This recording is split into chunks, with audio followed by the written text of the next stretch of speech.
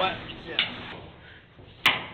Je sais pas si Bruno t'a dit, mais on s'en va voir Samuel Laflamme. Ouais. Donc c'est le compositeur de Outlast 2, il a travaillé sur Outlast 1 avant aussi. Ok, on s'en va-tu dans un asile de fous, quelque chose, là?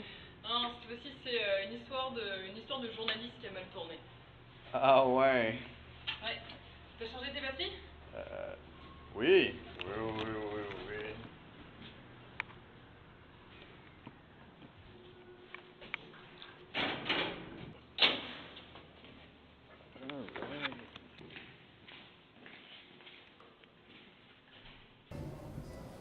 Samuel?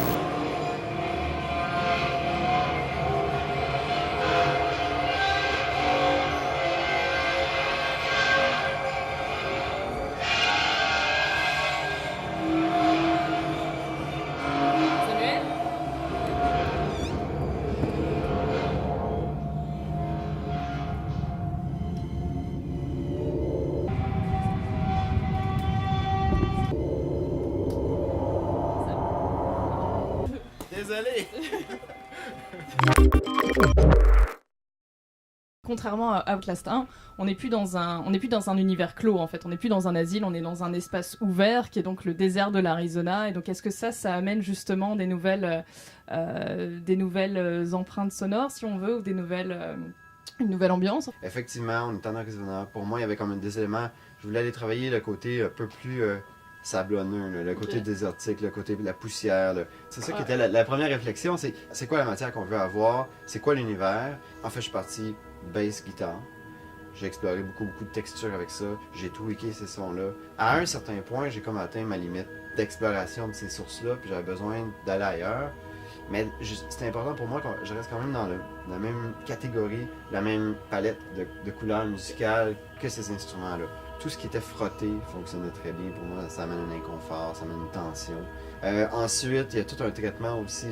Là, tu peux créer du délai, tu peux filtrer. J'ai filtré justement avec le mot.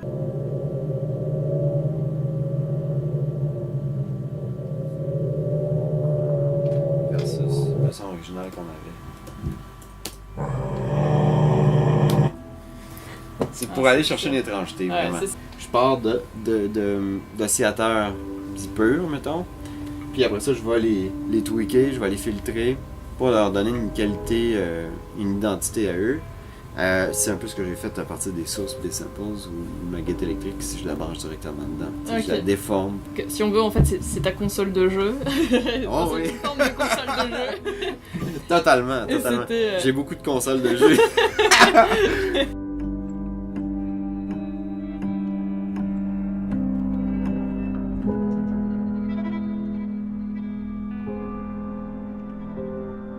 Techniquement, comment tu fais naître en fait ce sentiment d'étrangeté à travers ta musique? C'était pas juste de faire peur avec des scare jumps, juste comme bang, tu sais, c'était aussi de faire une espèce d'univers sonore qui était consistant puis cohérent à travers l'histoire, que j'avais aussi dans le 1 mais qui était complètement différent. Dans le 1, pour moi, c'était comme un hommage à Hitchcock et on cherchait à ce moment-là quelque chose de plus intemporel. Okay. Dans le 2, on est vraiment plus moderne, actuel. En même temps, le souci, bon, idéalement, j'espère que ça va passer le temps, mais je me suis laissé la liberté cette fois-là d'explorer quelque chose de complètement nouveau, mais d'être cohérent dans toute cette nouveauté-là. Moi, musicalement, c'était mon défi d'avoir moins de gros thèmes puis qui partent dans tous les sens et plus d'éléments bold, mais que je martèle tout le long du jeu puis qu'à un moment donné, t'es juste plus capable parce que là, c'est insoutenable. Ce que moi, j'aime beaucoup dans Outlast, c'est que je suis un peu comme le narrateur, je suis un narrateur qui doit toucher au subconscient. Ouais. Je suis là en arrière, personne porte attention parce qu'on est absorbé par ce qui se passe dans l'histoire, parce qu'il se passe comment le joueur peut interagir avec le jeu comme tel. Mais moi, je lui dis inconsciemment, je suis comme, là, il est temps de courir. Là, il est temps que tu te caches. Donc, c'est de trouver les bonnes textures, les bonnes intentions aussi, à savoir, OK, ok, est-ce que dans une scène, je dois le faire courir ou pas?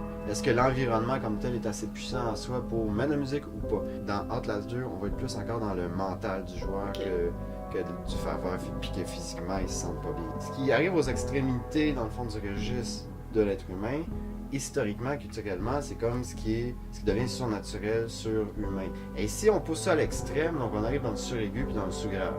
Et quand on regarde par exemple une scène comme Psycho, la scène de la douche, quand elle se fait poignarder, là c'est les violons qui sont suraigus.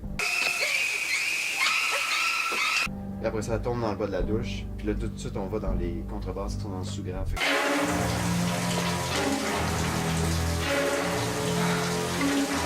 Ça, j'ai utilisé beaucoup dans Outlast 1, ce genre d'éléments-là que je connaissais, qui est naturel, en fond, c'est des outils pour faire peur. Ok. Si j'aurais quelque chose d'hyper strident, c'est tout de suite, inconsciemment, c'est pas humain, c'est pas rassurant. Jessica. Est-ce que tu vas toi-même chercher des instruments qui sont un petit peu plus insolites? Les gars ici, à un moment donné, qui sont arrivés avec une idée de mettre une corde de métal sur une planche de plywood avec des micro-contacts. On l'a appelé la Redneck Bass. C'est un autre des gars qui est arrivé avec un psalterion, qui est un instrument méditerranéen antique. Les sons les plus aigus qu'on a été arrivé à faire, c'était avec ce petit instrument-là en bois, qui a l'air de rien, mais si t'es pas très fin avec un archet, ça peut donner de quoi de très en close miking, super intéressant. Il y avait de l'exploration sur laquelle je me suis basé pour faire le 2, qui avait été amorcé dans le 1. C'est-à-dire, à un moment donné, il y avait un archet, donc je reviens avec l'archet, son frottement, tout ça, qui était fait sur une cymbale. Et puis, à un moment donné, on est arrivé à ce sample-là précisément.